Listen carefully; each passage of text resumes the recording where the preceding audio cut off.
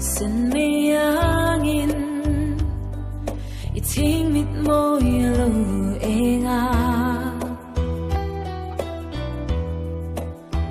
lai tin na denge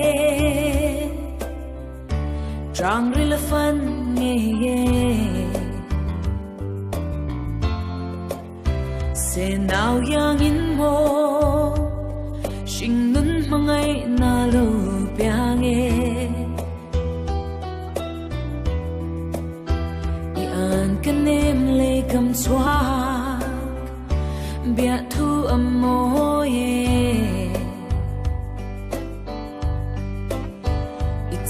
se moi le nui ri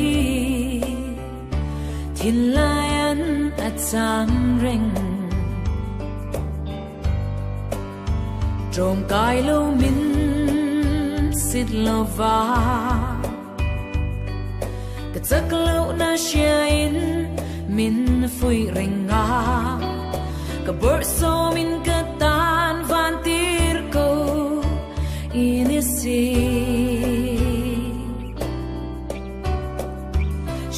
om lệ lung ngay na cả toarin min lâu thầm muộn chi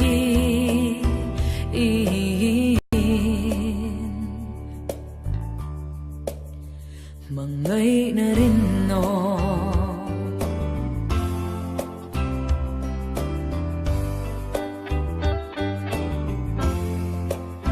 karan leng der na an kale do leng silo du thu leng sam ram an itzeng heklo leng dang to nan her na lim thare itwa ngai lo i an kanem le kam chwa bia thu amoye iten se moi le nui ri thin layan at sam reng trong kai lo min sit lo va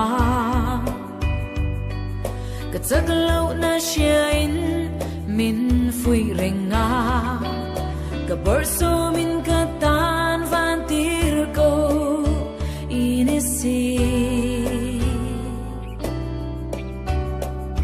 she om le lung ngay na ka toarin min lo tham muan chi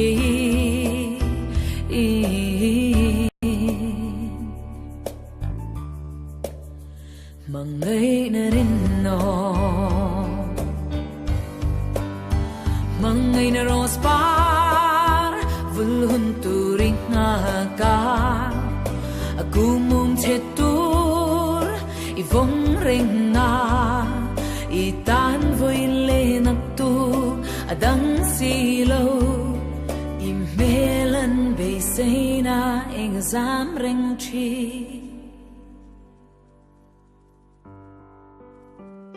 an kanem le kam chwa bia thu amoye